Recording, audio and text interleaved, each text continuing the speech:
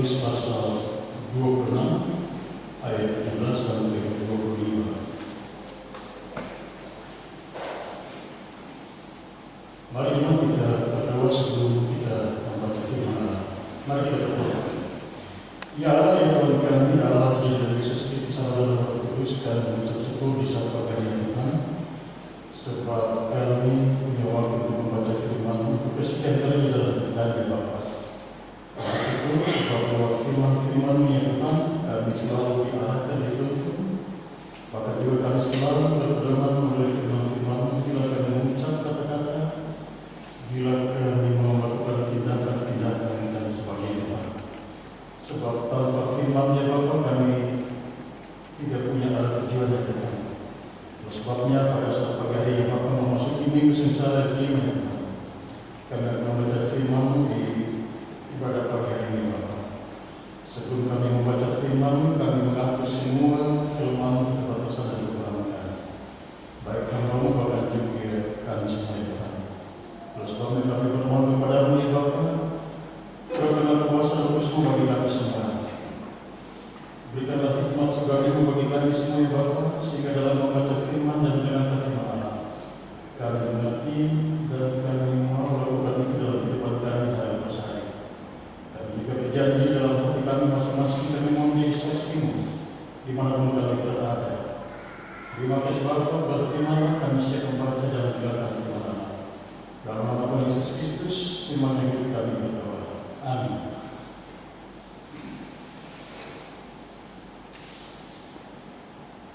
Matius pasal 26 ayat 17 sampai ayatnya yang ke-25 dengan berikut pembacaan.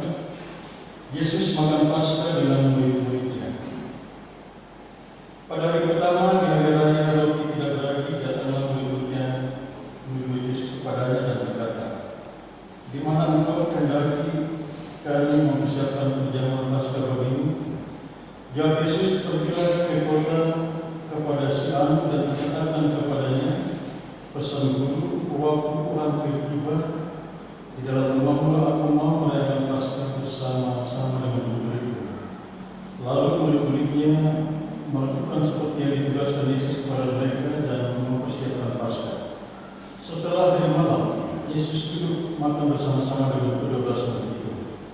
Dan ketika mereka sedang makan, Dia berkata, "Aku berkata kepadamu, sesungguhnya seorang yang kamu akan menyerahkan aku." Dan dengan hati yang sangat sedih berkatalah mereka seorang demi seorang kepadanya, "Bukan aku ya Tuhan." Ia menjawab, "Dia yang bersama-sama dengan aku mencurahkan tangannya ke dalam pinggan ini, dialah yang akan menyerahkan aku. Anak manusia memang akan pergi sesuai dengan yang ada tertulis tentang dia, akan tetapi celakalah orang yang bolehnya anak manusia itu diserahkan. Adalah lebih baik bagi orang itu sekiranya dia tidak dilahirkan." Yudas yang hendak menyerahkan dia itu menjawab, katanya, "Bukan aku, ya Rabbi." Kata Yesus kepadanya, "Engkau telah mengatakannya."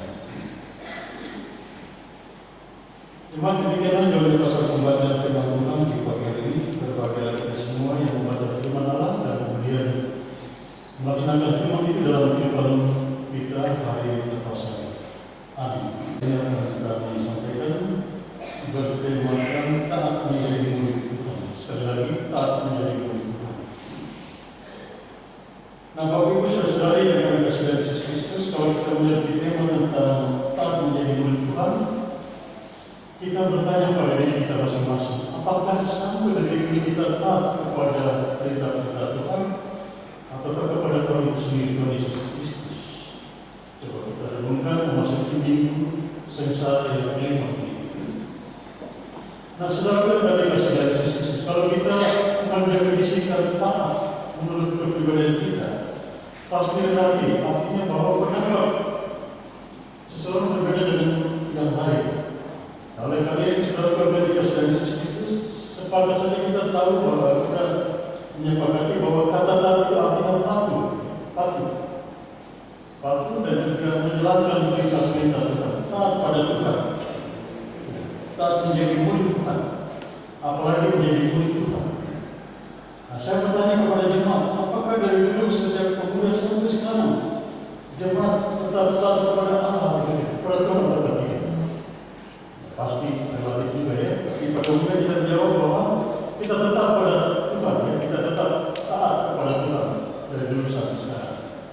Nah, saudara kami kasih dalam Yesus Kristus. Kalau begitu, taat itu berarti setiap saat, setiap jam, ya, setiap waktu, setiap hari, setiap tahun berarti kita taat kepada Tuhan Yesus Kristus yang kita imani. Sebab ada juga orang-orang yang tidak taat juga kepada firman Tuhan, kepada Tuhan juga. Bahkan juga bukan mereka saja, tetapi kita juga pribadi. Orang Kristen taat sebentar terus melakukan dosa, kemudian balik lagi taat melakukan dosa. Dia berubah-ubah terus. Jadi taat dalam hal ini harus dituntut konsekuen, harus dituntut tentang kepedulian bahkan juga. Satu kali 24 jam harus taat menjadi murid Yesus Kristus. Inilah saudara. Makanya gereja memberikan judul taat menjadi murid Tuhan. Ini adalah suatu kritikan, suatu kritik ya. Gereja mengkritisi kita. Kenapa saya memberikan tema taat menjadi murid Tuhan? Apakah banyak juga jemaat yang tidak lagi menjadi murid Tuhan atau tidak? Ya benar. Ada yang tetap taat dari dulu sampai sekarang menjadi murid Tuhan Yesus Kristus. Tetapi ada juga yang menyangka Yesus Kristus sebagai Tuhan dan Juru Selamat. Dulu waktu kami masih pengasuh sekolah minggu di Jawa Barat itu bukan pengasuh satu bertahun-tahun sama-sama pengasuh sekolah minggu Bapak Ibu. Tetapi apa yang terjadi setelah kita berpisah, masing-masing cari hidup, kemudian ya karena kami dulu masih PNS, belum jadi guru ya, kita mana PST, mana pakai di kantor, usaha tapi instansi tertentu. Itu teman ini yang dulu pengasuh, saya kaget.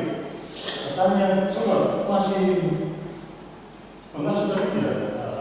Dia saya sudah tidak lagi. Kenapa? Dia senyum-senyum dan seterusnya. Saya ulang enggak, kenapa dia bisa masih lakukan itu, walaupun tidak lagi turun di langsung di anak sekolah ini, tapi sedih pengasuhnya. Tapi semua bagaimana?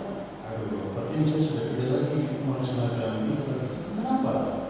Saya sudah beralih apa maksudnya? Beralih ke iman lain.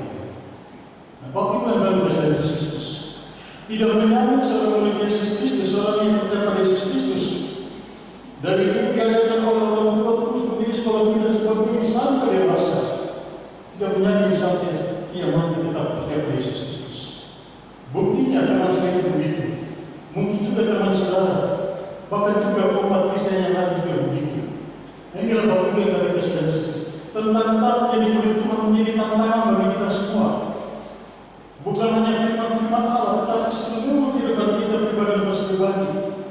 Tutur kata kita, sikap kita, tindakan kita harus taat melaksanakan firman-firman Allah supaya kata-kata itu tidak begitu. Sikap kita itu selalu taat menjadi murid Tuhan, selalu taat pada firman-firman Allah.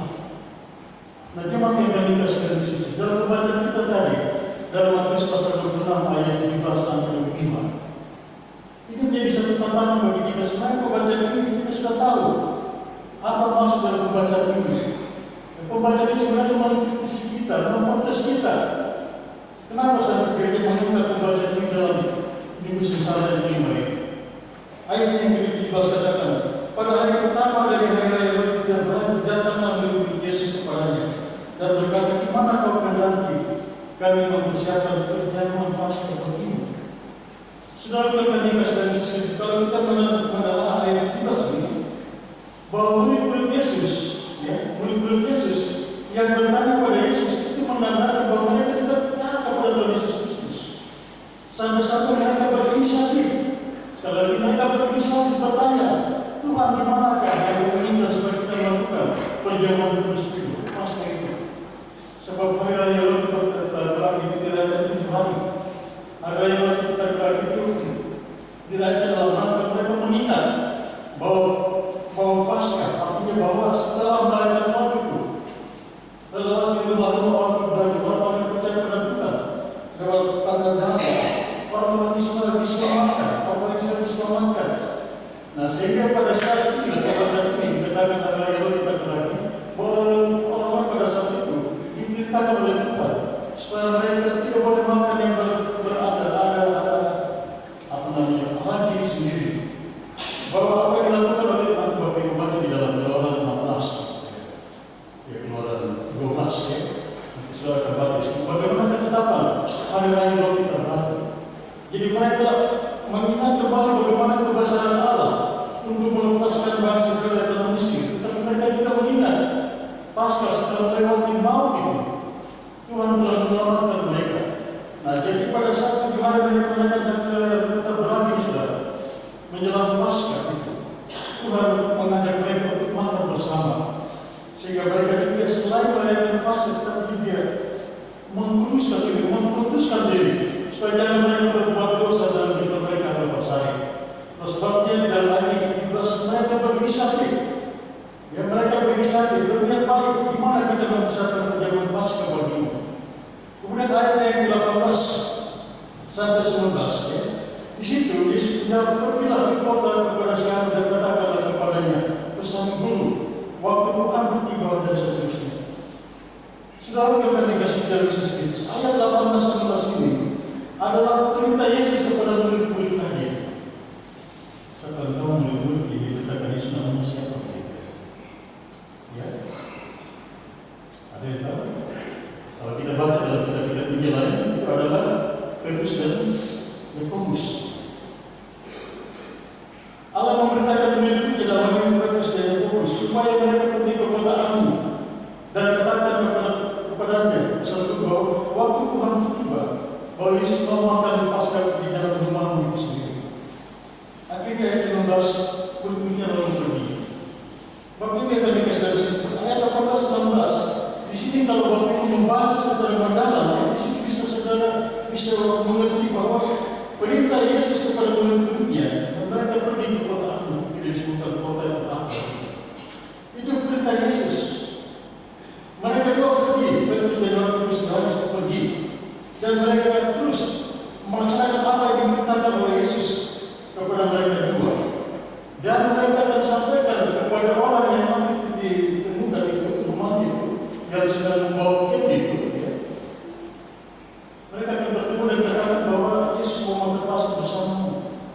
Jemaat yang kami kasih Yesus Kristus, kalau jemaat menelaah lebih dalam lagi, ayat 18-19, ini ada unsur kemahakuasaan Allah, Bapak Ibu, kemahakuasaan Yesus Kristus, di mana dia hanya katakan, Yesus katakan, pergilah, perintah kepada murid-muridnya, pergi saja ke kota sana, nanti kau ketemu orang bawa kem itu, sampaikan pesan Yesus kepada dia bahwa Yesus mau makan Paskah bersama-sama denganmu. Apa yang Yesus perintahkan pada saat kepada murid-murid itu, Petrus dan Yohanes, sungguh luar biasa, Bapak Ibu, terjadi. Coba kegiatan zaman kita, coba semua orang, 2 orang, 3 rumusan atau kilo 12, itu kau bilang Bapak Ibu, terjadi kan tidak? Tapi apa yang Yesus katakan kepada dua murid itu terjadi. Sampai murid-muridnya heran, kenapa begini? Yesus katakan apa yang Yesus perintahkan itu terjadi. Pergi ke kota ini, ketemu orang begini, terus mereka ikuti dia, terus mereka bilang ada pesan itu bahwa ia mau makan Paskah bersama denganmu. Oh ya, di ruang atas. Itu terjadi. Nah, inilah sebabnya yang kami kasih dari Yesus bahwa ada unsur di dalamnya bahwa kemahakuasaan Yesus sangat luar biasa. Ia maha tahu atas semua perbuatan hidup kita, dan dia juga tahu kepada siapa kita berbuat, kepada siapa kita melakukan. Dosa tersebut yang kau lakukan bagaimanapun Yesus tahu. Bahwa kemahakuasaan Yesus itu tidak bisa disangkal oleh pemikiran manusia. Saya membaca firman ini, saya berpikir luar biasa. Itulah Allah di dalam Yesus Kristus pencipta langit dan bumi sangat mengetahui setiap pekerjaan yang kita lakukan. Anak muda ke orang tua, ke bapak-bapak, ibu-ibu, setiap perbuatan yang kita lakukan Tuhan tahu, Tuhan catat. Perbuatan kudus Tuhan juga tahu apa yang kita lakukan tentang kebaikan kepada sesama manusia. Perbuatan yang tidak kudus, perbuatan dosa juga Tuhan tahu. Itulah sebabnya di dalam Matius pasal 8 ayat 23 sampai 27 Yesus merendahkan anak ribut. Yesus merendahkan anak ribut, terus orang-orang di sekitar itu heran. Orang apakah dia yang sehingga angin dan laut pun mendengarkan dia? Dia adalah Allah yang Maha Kuasa. Dia adalah Yesus Kristus, Tuhan dan Selamat manusia. Percaya, angin ribut saja, ombak saja di dalam Matius pasal 8 ayat 27. Teduh, saudara. Teduh. Jadi apa yang terjadi dalam hidup kita, Tuhan Yesus sangat tahu. Pada saat Yesus sedang ada di dalam perahu itu, tiba-tiba gelombang itu masuk ke dalam perahu. Tetapi Yesus tidur. Secara tertulis, Yesus tertidur. Dan saya tanya pada jemaat sekalian, apakah benar Yesus selama ini tidur atau tidak? Kalau Yesus tidur, berarti Yesus tidak tahu perbuatan kita sepanjang hidup kita. Korupsi pura-pura, korupsi sedikit-sedikit, korupsi banyak-banyak, kita curi barang orang sebagainya, niat tidak bagus kepada sesama. Tuhan sangat tahu bahwa itu. Sehingga pada saat Yesus secara tertulis dikatakan tidur, sebagai Yesus tidak pernah tidur, saudara. Yesus selalu memperhatikan setiap perbuatan kita, tutur kata kita. Yohanes 5:17, Bapa-Ku bekerja, maka aku pun bekerja sampai sekarang. Yesus tidak pernah tidur, itulah dasar firman Allah. Yesus tidak pernah tidur. Bapa-Ku bekerja, maka aku pun bekerja sampai sekarang. Dari 19. Ini membuat kita menurunkan diri kita bahwa di dalam ayat yang ke-19, kemahkuasaan Yesus itu selalu ada dan tidak bisa disangkali oleh setiap manusia bahwa apa yang dia katakan benar-benar terjadi dan seterusnya. Ayat yang ke-20 sudah Tuhan dan Yesus ini memberikan informasi bagi kita semua bahwa setelah hari sudah malam, Yesus duduk makan bersama-sama dengan 13 murid itu. Suatu peristiwa yang sangat luar biasa menjelang Yesus ditangkap. Sebab kalau kita baca pada ayat sebelumnya itu Yudas, ya. Baca Yudas sudah menghina Yesus, ya. Mereka bilang kepada Yesus, Yudas katakan di dalam ayat 14-15, Matius 26 ayat 14-15, Yudas katakan, apa yang kamu berikan kepada aku supaya aku menyerahkan dia kepada kamu? Terus mereka membayar 30 uang perak kepadanya. Itu Matius 26 ayat 15-16. Nah, saudara kekasih dalam Yesus Kristus, apa yang Yesus lakukan makan Paskah bersama dengan mereka untuk sesaat lagi Yesus akan ditangkap oleh si pengkhianat tadi, namanya Yudas. Yudas tahu apa? Saya juga tak tahu. Ada yang namanya Yudas di sini. Tuhan berkati dia, ya. Nama bagus, ya. Nama tidak selalu identik dengan perbuatan dia. Ada yang nama bagus, nama kudus di dalam kita, tapi kelakuan dosa. Nah, Yesus makan bersama dengan murid-murid Yesus pada waktu itu. Senang sekali Yesus mengajak mereka makan. Tetapi ada suatu ayat yang 25 menjelaskan tentang si Yudas itu punya rencana jahat, punya hal-hal yang negatif dalam hidup Yesus pada waktu itu. Sehingga apa yang dia lakukan secara diam-diam, dia terima 30 ibadah. Tuhan sudah tahu sebenarnya. Hanya Tuhan pada saat itu dalam ayat 1-25, Tuhan Yesus tidak katakan, aku sudah terima 30 ibadah. Tuhan tidak bawa terlihat rahasia. Tapi Tuhan tetap memberikan satu pernyataan yang masih bersifat etis. Masih ada batas-batas normanya. Masih tidak langsung tidak poin. Seandainya kalau Yesus langsung buka, saudara. Sebab pasti terlihat mungkin saja, ya. Sebab dia sudah terima 30 ibadah, dia tidak kasih tahu Yesus. Dia tidak kasih tahu kepada murid-muridnya. Dia harus sembunyi mati. Seringkali Bapak Ibu, kita berbuat jahat. Kita sembunyi dari suami kita, istri kita, anak-anak kita, orang tua kita, guru kita. Ini menjadi pertanyaan bagi kita semua. Kenapa sampai kita hadirkan lagi Yudas pada masa ini? Harusnya Yudas pada waktu pembacaan firman stop sampai di situ saja. Tetapi kalau kita pertahankan kelakuan kita Yudas itu sampai di sini, sampai detik ini harusnya kita buang. Sebab ini adalah kelakuan yang tidak baik. Sudah terima Allah 30 ketimbang. Baru terus tiba-tiba lagi bergabung dengan mereka. Orang bilang apa? Musuh dalam selingkuh. Itu paling berbahaya, Bapak Ibu. Tapi Tuhan tahu. Tuhan sangat tahu apa yang dia lakukan dan sebagainya. Terus Tuhan katakan, nanti di antara kamu ada yang menyalahkan aku. Berikutnya tentu mau bertanya, siapa menyalahkan ini? Bukan tidak kan dan sebagainya. Pasti mereka bertanya, iya. Sampai mereka katakan, bukan saya. Bukan saya.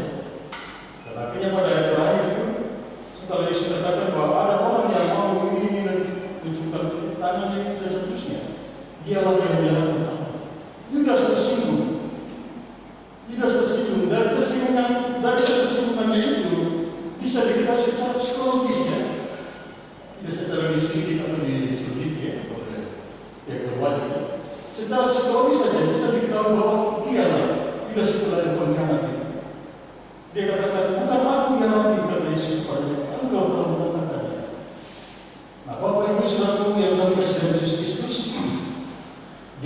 kesempatan mengupas yang dikasih Yesus Kristus.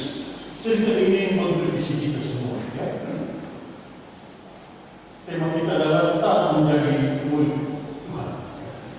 Sekali lagi, cerita ini mengkritisi kita, baik tua muda, baik yang punya ada jabatan, bahkan tidak punya jabatan, orang biasa pun, sekalipun orang biasa dan sebagainya. Firman ini memberikan kritikan bagi kita semua. Bahwa sepanjang hidup kita, seharusnya kita tidak lakukan seperti hal-hal yang dilakukan oleh Yudas. Bahwa ketaatan kepada Yesus itu harus kita pertahankan sepanjang umur hidup kita. Ketaatan kepada Tuhan Yesus Kristus jangan setengah-setengah, jangan 50-50%. Tapi harus full 100% Bapak. Dulu kalau jemaat Kota Baru ini tidak tahu pada Tuhan begini tidak akan bangun. Sepanjang 1 tahun itu menjadi sekitar di Kota Baru ini, saya baru di halaman sini pada jemaat. Ya Pak ya, ibadah sudah sih. Atap sementara darurat, pagar dalam kelapa ya Bapak ya, dan seterusnya. Selama itu saya menjadi sekitar, saya berpikir Tuhan, tolonglah saya supaya satu saat saya akan pimpin di batu ini. Begitu Tuhan menjawab. Kalau saya tidak taat, saya tidak akan pimpin di sini. Itu saudara kami kasih jemaat Kota Baru taat kepada Tuhan sedikit demi sedikit gedung ini direnovasi dan seterusnya. Artinya jadi begini. Kita selalu kepada orang tua kita, jemaat kita yang terdahulu, yang sekarang kita membuat itu mereka dengan taat penuh dengan firman Allah, sehingga mereka berkorban baik materi bahkan juga tenaga, pikiran mereka untuk berkorban membangun rumah Tuhan yang khusus. Karena kita adalah taat kepada firman Allah. Kemudian saya tidak ke jemaat Bukit Selawasi. Jadi majelis biasa, itu sekretaris. Jadi majelis biasa saja. Saya diam-diam saja. Tahun berikutnya saya terpilih jadi majelis. Kemudian Bapak Ibu, teman orang baru pindah di sana, terpilih lagi jadi majelis. Terus siapa lagi menjadi wakil ketua PMJ? Saya berpikir dalam hati, kenapa sampai saya lagi dipilih? Orang lama di situ banyak, tapi kenapa saya dipilih? Saya baru 2 tahun, 3 tahun tinggal di sana. Dan seterusnya. Itulah, karena ada unsur ketaatan kepada Tuhan, kita semua pun akan terjadi demikian Bapak Ibu. Kita menyembunyikan diri dari pekerjaan-pekerjaan Tuhan apapun saudara. Tetap kita akan ditangkap karena kita adalah termasuk orang yang taat kepada Allah. Amin.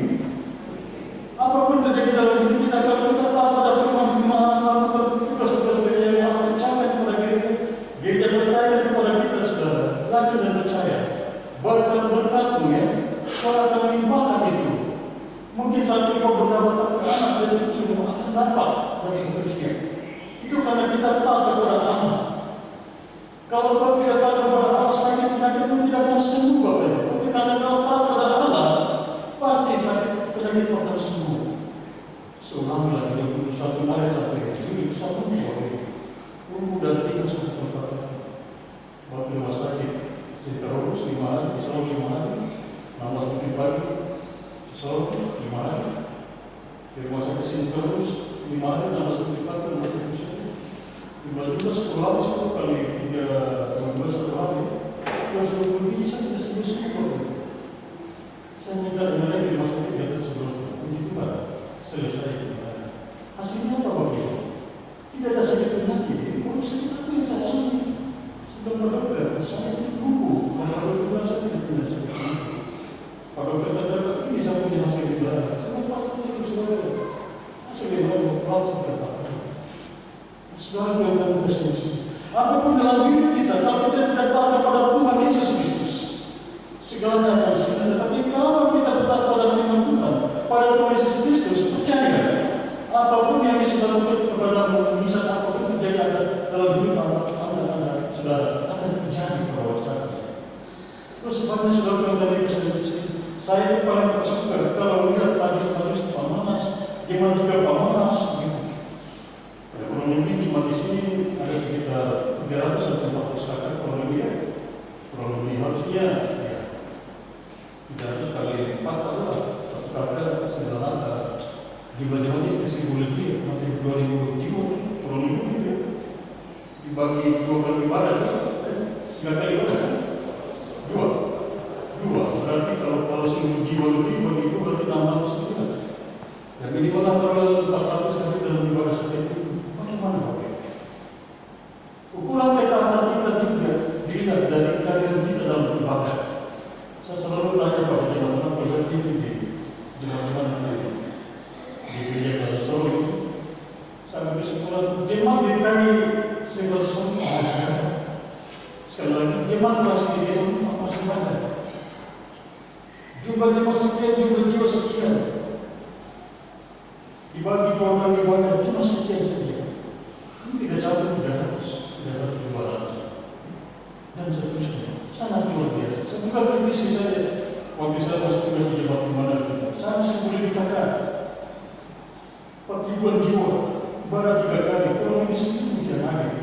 Kosong juga, cuma 300-400. Sekarang saya sejak di Desember ditindakin mau berisi. Sekarang kita berteman dengan Limo Terus. Saya di pendeta situ, belum ada pendeta yang sebenarnya di situ. Di situ jemaat sedikit, cuma 23 kakak, 101 jiwa, tapi itu hampir sebelum tetap ada. Nah, Bapak yang Kristus kita dikritisi karena ketaatan kita kepada Tuhan seringkali terbatas, turun naik. Nah, sekarang pertanyaan, siapakah yang salah? Nah, jawabannya singkat, kembali kepada kepribadian kita masing-masing.